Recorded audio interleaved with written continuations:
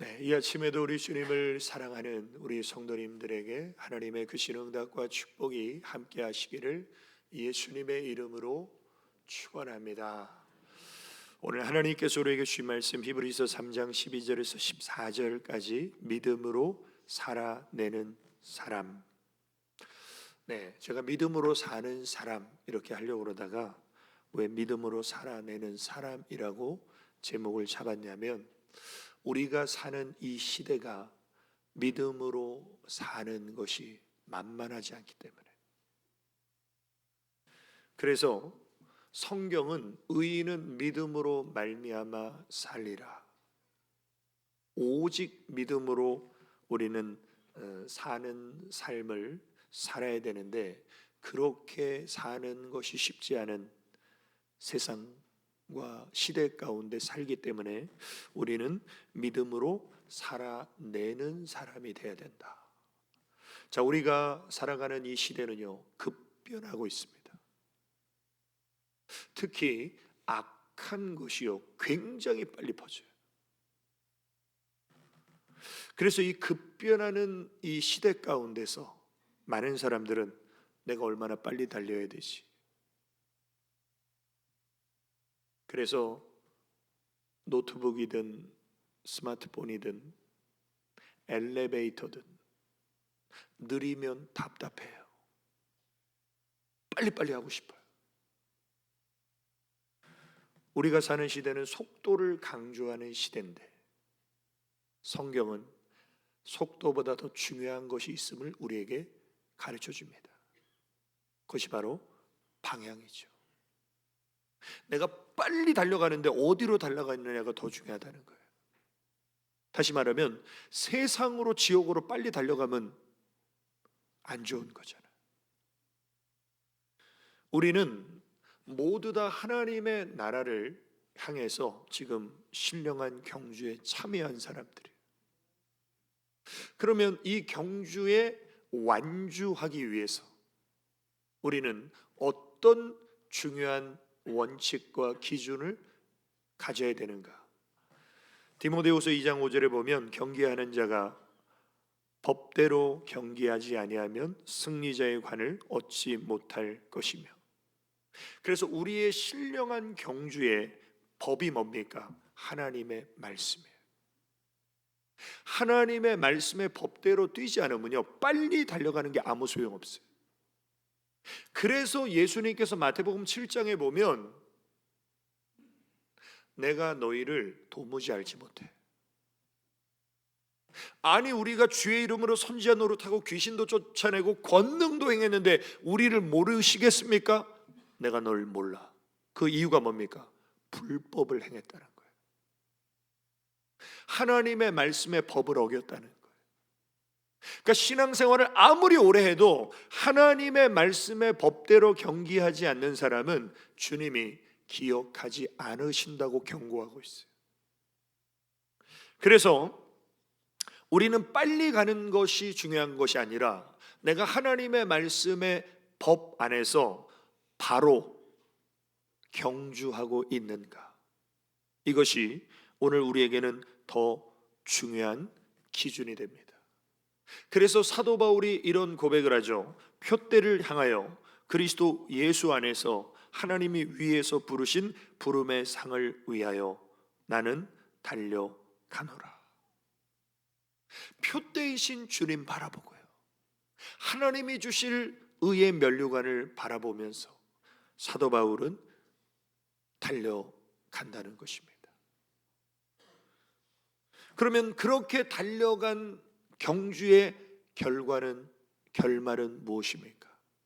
오늘 본문 14절에 보면, 우리가 시작할 때의 확실한 것을 끝까지 견고히 잡고 있으면 그리스도와 함께 참여한 자가 되리라. 그리스도와 함께 참여한 자가 된다는 것은 그리스도의 영광에 참여한 자가 된다는 거예요. 결국 우리가 자기 십자가를 지고 좁은 문으로 힘든 길을 가고 있지만 그 끝은 하나님의 영광이라는 거예요. 그래서 이 악한 세상에서 믿음으로 살아내는 사람에게 그리스도의 영광에 참여하는 그런 놀라운 결말이 주어진다면 우리는 반드시 이 세상을 믿음으로 살아내야 하는데, 그럼 믿음으로 살아내는 사람에게는 과연 어떤 자세와 어떤 신앙의 삶이 필요합니까? 자, 첫 번째로 믿음으로 살아내는 사람에게 가장 중요한 시간은 오늘입니다. 우리가 지금까지 신앙생활 해오면서 하나님은 우리에게 정말 많은 은혜를 주셨습니다. 그래서 우리는 받은 은혜를 잊지 않아야 돼요. 그런데 정말 중요한 것은요, 우리는 오늘 또 하나님 은혜 가운데 살아야 돼요. 오늘 하나님 주신 은혜를 받아야 돼요. 그래서 하나님 은혜는요, 만나와 같습니다. 주일날 예배 때 한 번 은혜 받고요, 그걸로 일주일을 사는 게 아니에요. 그럼 영적으로 굶어 죽을 수 있어요. 하나님 은혜는요, 날마다 받아야 돼요. 하나님 은혜는요, 오늘 지금 이 시간 받아야 돼요. 또 우리가 지난 시간을 뒤돌아보면요, 우리는 하나님의 놀라운 구원을 받았어요. 하나님의 놀라운 보호를 받았어요. 그러나 그 하나님의 구원과 하나님의 보호는요, 오늘 받아야 돼요. 예전에 받았는데 지금은 그런 게 없어, 이러면 안 돼요. 그래서 고린도후서 6장 2절에 보면, 이르시되 내가 은혜 베풀 때에 너에게 듣고 구원의 날에 너를 도왔다 하셨으니 보라 지금은 은혜 받을 만한 때요, 보라 지금은 구원의 날이로다. 그러니까 이전에 참 은혜를 많이 받았는데 지금 은혜를 못 받으면 안 된다는 거예요. 이전에 하나님이 날 참 많이 지켜주시고 구원해 주셨는데 지금은 그런 역사가 안 일어나면 안 된다는 거예요. 우리가 이 말씀을 통해서 깨달아야 될 것은 뭐냐면요, 하나님의 시간은 오늘이구나. 그래서 십자가상의 강도에게 예수님 뭐라고 말씀하셨습니까? 네가 오늘 나와 함께 낙원에 있을 것이다. 돈을 사랑해서 부정축제를 많이 한 삭개오가 물질을 내려놓을 때 예수님 뭐라고 말씀하셨습니까? 오늘 이 집에 구원이 이르렀다. 자, 그래서 우리 인생의 가장 소중한 시간은요, 20대 때가 아니에요. 30대 때가 아니에요. 오늘 우리 인생의 가장 소중한 시간은요, 오늘이에요. 그리고 이 오늘은 하나님의 타임이에요. 하나님의 시간이에요. 그래서 이 오늘이라는 시간, 지금이라는 시간을 내가 어떻게 살아가야 됩니까? 오늘 보면 13절에 보면 오직 오늘이라 일컫는 동안에 매일 피차 권면하여 너희 중에 누구든지 죄의 유혹으로 완고하게 되지 않도록 하라. 우리의 심령이 하나님의 은혜로 촉촉히 젖어야 되는데 죄는요, 우리 심령을요 딱딱하게 굳어버리게 만들어요. 예를 들면 스마트폰을 전파가 잘 통하는 데서 쓰면요, 하루 평균 쓰는 시간을 씁니다. 그런데 전파가 잘 안 통하는 산이나 이런 데 가면요, 배터리가 급격하게 닳아요. 마찬가지로 우리가 하나님의 은혜로 촉촉히 젖어 있는데 이 악한 세상에 나가면요, 금방 이 심령이 완악하게 돼요. 결정적인 뭐냐면요, 죄예요. 내 안에 죄가 가득할수록 내 심령은요 딱딱하게 굳어버려요. 돌덩이같이. 근데 하나님의 뜻은 뭐예요? 그렇게 되지 않도록 하라는 거예요. 언제? 오늘. 내가 과거에 참 은혜를 많이 받아서 내 심령이 옥토밭같이 좋은 땅같이 정말 부드러웠는데, 근데 오늘은 굳어버리고 식어버리고 심령이 갈라져 버리고 강팍해져 버리고 완고해졌다면 그러면 안 된다는 거예요. 그래서 하나님은 오늘이라는 시간, 이 악한 세상에서 죄로 인해서 내 심령이 완고하고 강팍하게 굳어지지 않도록 하는 것을 하나님은 원하시기 때문에 하나님이 우리 안에 부어주신 분이 바로 성령 하나님이세요. 에스겔 36장에 보면 또 새 영을 너희 속에 두고 새 마음을 너희에게 주되 너희 육신에서 굳은 마음을 제거하고 부드러운 마음을 줄 것이며. 그러니까 성령 하나님이 내 안에 오시면요, 내 마음이 진짜 새 마음이 돼요. 돌 같은 내 마음이 부드러운 심령이 돼요. 이거는 우리의 결심과 의지로는 불가능합니다. 오직 성령 하나님의 임재 속에서 내 마음이 새로워지면 어떤 일이 벌어집니까? 너희는 이 세대를 본받지 말고 오직 마음을 새롭게 함으로 변화를 받아 하나님의 선하시고 기뻐하시고 온전하신 뜻이 무엇인지 분별하도록 하라. 그러니까 성령 하나님이 내 안에 임하시면요, 우리가 마음과 생각이 변화되고 새로워져요. 그러면 그 사람은 이 세상 따라가지 않는다는 거예요. 그리고 그 사람은 하나님의 뜻을 분별하는 지혜를 갖게 된다는 거예요. 그래서 삭개오는 돈이 인생의 전부였습니다. 그런데 주님을 만나고 주님이 자기 집에 들어오시는 순간 이 삭개오의 마음이 새롭게 변화를 받게 돼요. 그래서 주님께 이렇게 선언합니다. 삭개오가 서서 주께 여짜오되 주여 보시옵소서, 내 소유의 절반을 가난한 자들에게 주겠사오며 만일 누구의 것을 빼앗은 일이 있으면 내 갑절이나 갚겠나이다. 이게 미치지 않고는 이럴 수 있어요? 돈이 인생의 목적인 사람이 돈을 내려놓을 수 있겠습니까? 치매 걸리지 않는 이상? 그런데 하나님의 성령이 임하시니까요, 이걸 내려놔요. 억지로 내려놓는 게 아니에요. 지금 삭개오가 자원하는 마음으로 즐겁게 내려놔요. 이게 하나님의 역사라는 거예요. 베드로가 밤새 그물 던졌는데 고기 한 마리 못 잡잖아요. 근데 예수님이 말씀을 마치시고 야, 깊은데 그물을 내려봐라. 이해가 안 됐지만 말씀에 의지하여 내가 그물을 내리리이다. 근데 그물을 내렸는데 안 올라와요. 묵직해요. 고기를 잡은 것이 너무 많아서 막 그물이 막 찢어질 듯이 두 배 가득 잠기게 되자 베드로가 예수님, 저는 죄인입니다. 저를 떠나십시오. 네가 이제는 사람 낚는 어부가 될 것이니 나를 따르라. 그때 베드로가 뭐라고 말합니까? 그들이 베드로를 육지에 대고 모든 것을 버려두고 예수를 따르니라.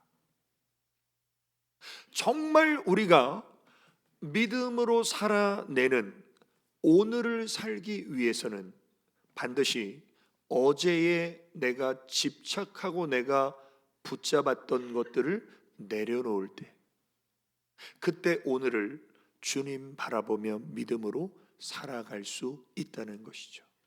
그래서 오늘 우리 성도님들 2020년이 시작됐는데 정말 2020년도에는 과거에 받았던 은혜, 막연하게 내일 내년에 내가 하나님 앞에 은혜 받고 쓰임 받아야지 이런 생각 다 내려놓으시고 오늘을 하나님 은혜 속에서 오늘을 믿음으로 사시기를 주님의 이름으로 축원합니다. 두 번째로 믿음으로 살아내는 사람은 시작부터 확실한 것을 붙잡아야 합니다. 그런 말이 있죠. 첫 단추를 잘못 끼우면요 마지막 단추가 안 껴져요. 특히 우리 남자 성도님들 막 급할 때, 막 시간이 없을 때 막 와이셔츠 단추를 이렇게 꿰다가 마지막에 이 단추 깰 게 없어요. 보니까 잘못 꽂은 거예요. 그럼 어떻게 됩니까? 다시 풀러서 다시 해야 되죠.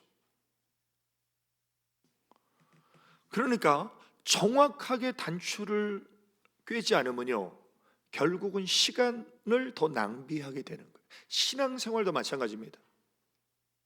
제가 이렇게 신방 다니면서 보면요 신앙생활을 처음에 어떻게 했느냐가 끝까지 갈 수 있어요.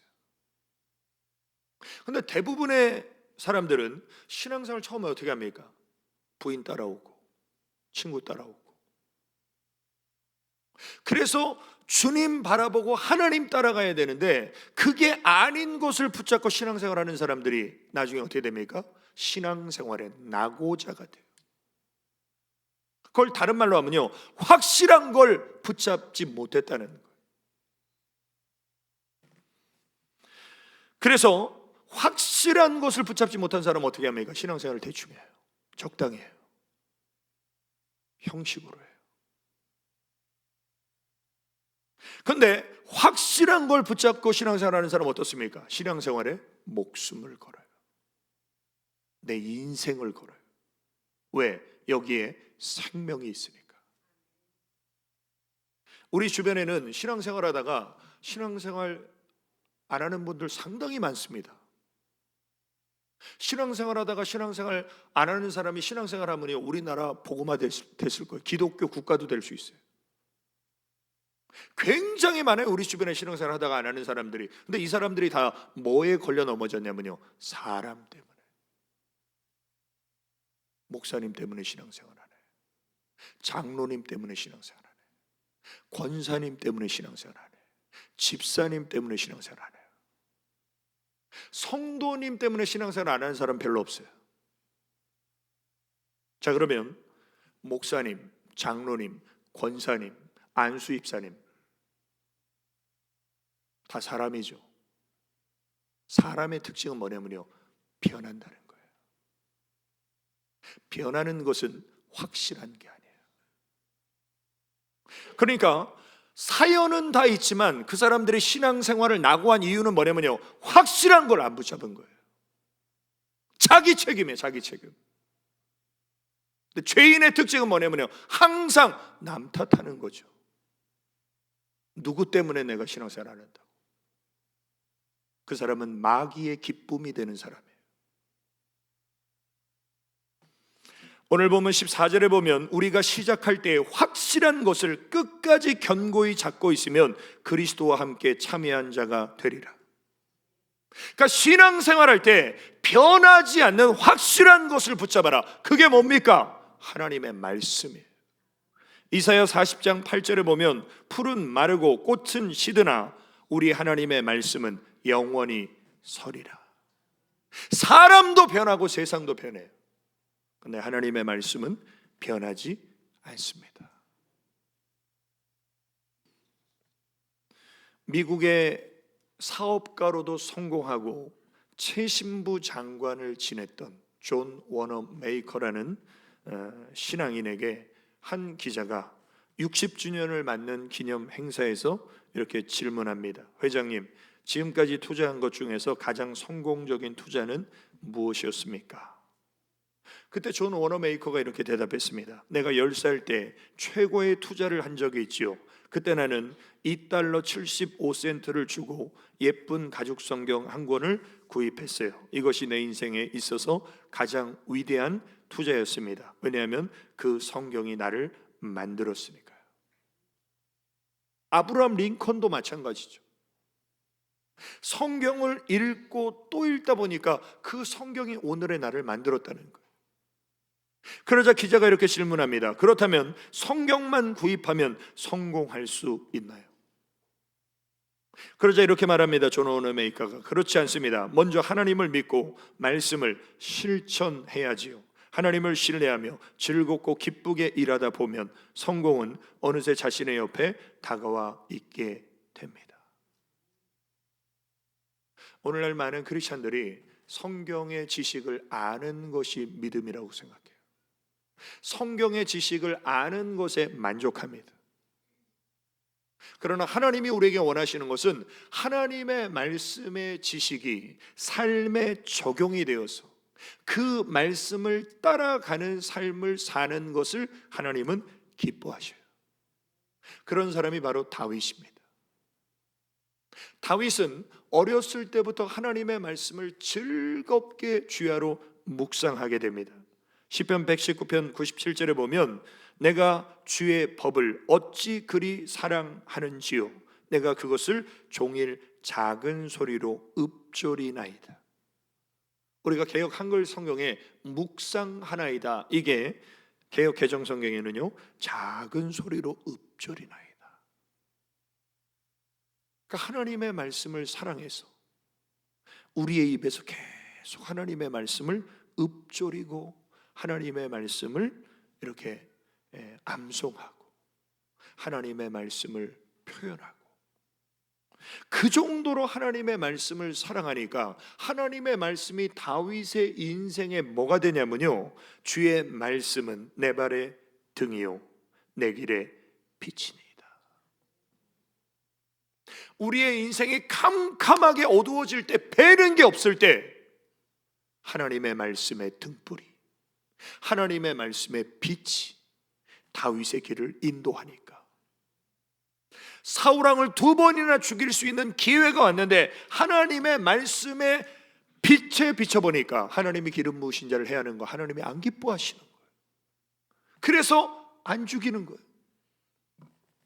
또 베들레헴 성문 곁 우물물을 새 용사가 충성스럽게 떠왔는데 하나님의 말씀의 거울에 비춰보니까 이거는 생명을 돌아보지 않고 갔던 사람들의 피 같은 물이니까 하나님께 드리잖아요. 그러니까 다윗은 인간의 인생의 중요한 선택과 결정의 순간마다 하나님의 말씀을 붙잡고 행동했어요. 그러니까 하나님이 다윗을 높여주시고 다윗을 지켜주시고 다윗과 함께 하셨죠. 욥도 마찬가지입니다. 욥이 엄청난 환난을 만났을 때 내가 정금같이 순금같이 나오리라, 이 고백이 바로 말씀의 신앙 안에 있었기 때문에, 그래서 욥이 이렇게 고백하죠. 내가 그의 입술의 명령을 어기지 아니하고 정한 음식보다 그 입의 말씀을 귀히 여겼더라. 하나님의 말씀을 귀히 여기면서 말씀을 어기지 않고 산 삶의 그 영적인 파워를 통해서 내가 순금같이 나오리라는 고백이 나온 거예요. 사도 바울도 마찬가지입니다. 엄청난 유로굴로 광풍이 몰아칠 때 사도 바울의 마음은 평안합니다. 그 비결이 뭐예요? 하나님의 말씀을 붙잡았기 때문에. 그 말씀이 무엇입니까? 그러므로 여러분이요 안심하라. 내가 로마 황제 가이사 앞에 서야 되겠고, 그래서 이 풍랑 속에서도 하나님이 내 생명을 지켜주시겠다고 말씀하신 그대로 되리라고 나는 하나님을 믿노라. 그러니까 마음이 요동하지 않는 거예요. 오늘 우리 성도님들, 2020년도에도 우리 인생에 어떤 비바람과 풍랑이 몰아칠지 몰라요. 그러나 확실한 진리의 말씀을 붙잡고 그 말씀을 따라가시기를 주님의 이름으로 축원합니다. 결론입니다. 믿음으로 살아내는 사람은 끝까지 주님만 바라보며 기도해야 합니다. 자, 시작할 때 확실한 것을 붙잡았는데 주님을 바라보지 않으면 어떻게 됩니까? 놓쳐버리게 돼요. 그래서 제가 이렇게 가만히 느끼는 게 뭐냐면요, 아이들도 그렇고 우리 성도님들도 그렇고 연초가 되면, 그래 내가 이제 올 한 해는 하나님 더 가까이 해야지, 내가 올 한 해는 좀 말씀 내가 통독해야지, 내가 올 한 해는 기도하며 살아야지, 내가 올 한 해는 하나님 앞에 예배 빼먹지 않고 예배 잘 드려야지. 결심은 다예요. 근데 어떻습니까? 이 결심이 시간이 지나면서 4월, 5월, 6월, 한 7월 되면요 무너지는 분들이 대부분이에요. 근데 끝까지 가는 분이 있어요. 근데 이 끝까지 가는 분이 어떤 분이냐면요, 하나님과의 관계가 친밀하게, 하나님과의 관계가 가까워지는 영적인 기도 생활을 하는 사람은요 끝까지 갈 수 있어요. 자, 분명한 사실은 우리가 사는 세상이 얼마나 힘듭니까? 수고와 슬픔이 가득한 것이 인생이잖아요. 근데 믿음의 사람은요 더 큰 어려움과 시련이 많아요. 왜? 마귀 때문에. 원수 마귀가 우리를 가만 안 놔두거든요. 그래서 베드로전서 5장 8절에 보면 근신하라 깨어라. 왜? 너희 대적 마귀가 우는 사자같이 두루다니며 삼킬 자를 찾는다는 거예요. 여기서 우는 사자는요 배고픈 사자예요. 배고픈 사자가 먹이를 찾아서 막 으르렁거리면서 두루 찾아다니는데 어떤 사람을 삼키냐면요 잠들어 있는 사람. 이게 마귀의 밥이 되는 거예요. 그래서 예수님이 이렇게 말씀하셨죠. 시험에 들지 않게 깨어 있어 기도하라. 마음에는 원이로되 육신이 약하도다. 이런 사람들이 굉장히 많잖아요. 예수님의 제자들이 자고 싶어서 잔 게 아니에요. 주님과 함께 기도하고 싶었는데 육신이 약해. 왜? 기도에 훈련을 안 받았으니까. 기도의 습관이 없으니까. 우리 성도님들 요즘에 그런 거 느끼지 않으세요? 삶에 어려운 문제가 있어요. 하나님 말씀 많이 들어서 알아요. 이럴 때는 부르짖어 기도하고 하나님 찾아야 되는데 못 찾아요. 왜? 영혼의 힘이 없으니까. 기도해야 되는데 한숨만 쉬어요. 기도해야 되는데 걱정만 해. 이게 바로 마음에는 원이로되 육신이 약하도다는 사람의 특징이에요. 제가 누누이 말씀드리지만 말씀을 묵상하고 기도 드리는 삶은요 저절로 되지 않아요. 믿음의 결단과 신령한 습관이 내 몸에 배어야 돼요. 사무엘처럼. 사무엘이 이렇게 고백합니다. 나는 너희를 위하여 기도하기를 쉬는 죄를 여호와 앞에 결단코 범하지 않겠다. 얼마나 대단한 사람입니까? 오늘 우리 시대는요 자기를 위해서, 자기 가족을 위해서도 기도 쉬는 사람이 대부분이잖아요. 그런데 사무엘은 이스라엘 백성들을 위해서 내가 기도하는 걸 쉬는 걸 죄라고 여길 정도로 결단코 내가 그런 죄는 범하지 않겠다 그러면서 기도하잖아요. 다윗이 왜 하나님의 마음에 합한 사람이었습니까? 시편에 보면 내 영광아 깰지어다, 비파야 수구마 깰지어다, 내가 새벽을 깨우리로다. 새벽은요 저절로 눈이 떠지는 시간이 아니에요.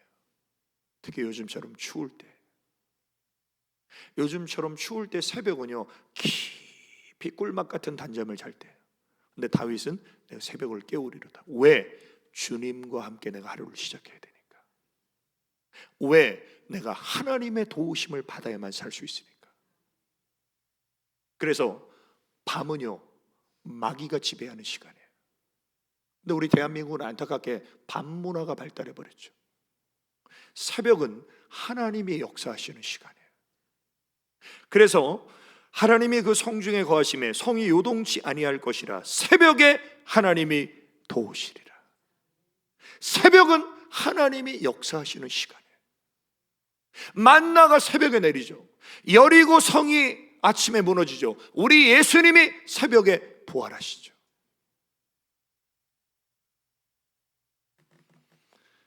이렇게 믿음의 결단과 의지를 가지고 하나님 앞에 깨어 기도하다 보면요 이것이 내 몸에 배어 있는 습관이 돼요. 누구처럼요? 다니엘처럼. 그래서 30일 동안 기도하면 사자굴에 던져진다라는 것을 다니엘이 알면서도 성경에 보면 다니엘이 이 조서의 왕의 도장이 찍힌 것을 알고도 자기 집에 돌아가서는 윗방에 올라가 예루살렘으로 향한 창문을 열고 전에 하던 대로, 이게 뭐예요? 습관이라는 거예요.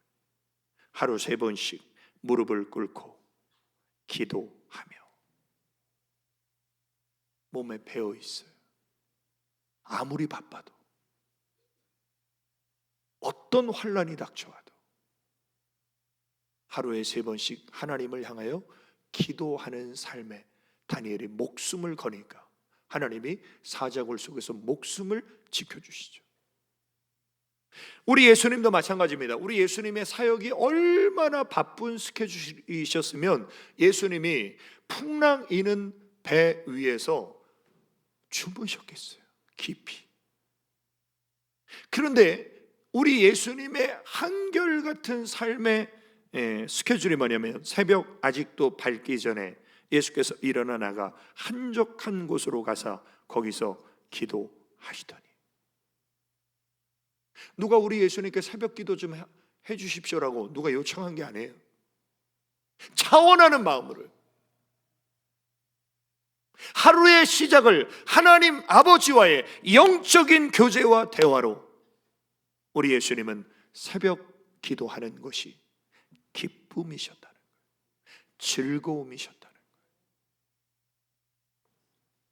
오늘 사랑하는 성도 여러분, 분명한 것은 우리가 이 신앙의 경주를 뛰어갈 때 우리가 주님을 만나게 됩니다. 그런데 우리가 주님 앞에 서게 될 때 우리가 살아온 삶에 대한 하나님의 평가를 받게 될 때 우리는 하나님 앞에 내 삶에 대한 책임을 내가 져야 돼요. 부모가 대신 져주는 게 아니에요. 아내가 대신 져주는 게 아니에요. 아내 치맛자락 잡고 천국 가는 게 아니에요. 자식이 효도해줘서 천국 가는 게 아니에요. 하나님과 나와의 1대1의 관계 속에서 살아온 모든 삶을 우리는 평가받게 돼요. 신령한 기름을요 나눠줄 수 없어요. 내 남편, 내 자식 믿음 부족하다고 나눠줄게, 같이 천국 가자, 안 돼요. 하나님과 나와의 1대1의 관계에서 우리의 신앙을 평가받는 그날이 오게 됩니다. 그래서 우리는 오늘을 믿음으로 살아야 되는데, 분명한 사실은 오늘을 믿음으로 살아내는 사람은 영원히 변하지 않는 확실한 하나님의 말씀을 붙잡는 사람이에요.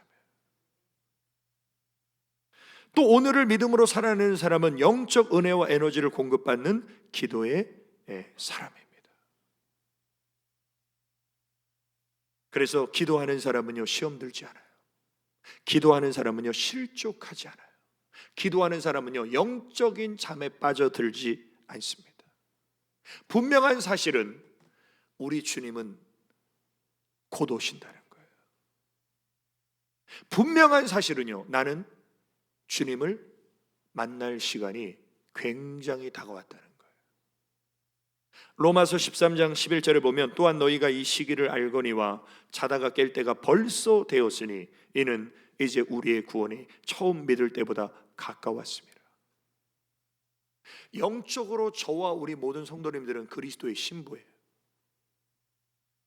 우리가 하늘에서 주님을 올라가 만나든 주님이 오셔서 만나든 우리가 주님을 만나는 시간은 무슨 시간이냐면요 혼인잔치예요. 그럼 내가 그리스도의 신부라면 혼인잔치를 주님과 해야 되면 우리가 뭐 해야 됩니까? 꽃단장 해야 되잖아요. 결혼식 하면 신부는 신부 화장하기 위해서 몇 시간 전에 가서 준비하죠. 그러면 과연 나는 준비가 되어 있는가? 준비되어 있으려면요 깨어 있어야 준비가 되죠. 자고 있으면 준비를 못하죠. 그래서 준비해야 후회하지 않습니다. 깨어 있어야 준비할 수 있습니다. 기도해야 깨어 있는 것입니다. 그러니까 어리석은 다섯 처녀는요 왜 슬피 울며 이를 갈았어요? 준비가 안 돼 있으니까, 깨어 있지 않았으니까. 오늘 우리 성도님들 2020년 내 인생의 마지막 해가 될 수도 있어요. 주님을 만나는 해가 될 수도 있어요. 그러면 영적으로 깨어 주님 맞을 준비하고 그리스도의 순결한 신부로 올 한 해를 믿음으로 살아내는 한 해가 되시기를 주님의 이름으로 축원합니다. 우리 기도드리시겠습니다. 아버지 하나님, 크신 은혜와 사랑을 감사드립니다. 우리 인생의 가장 중요한 시간은 오늘입니다. 오늘은 하나님의 타임입니다.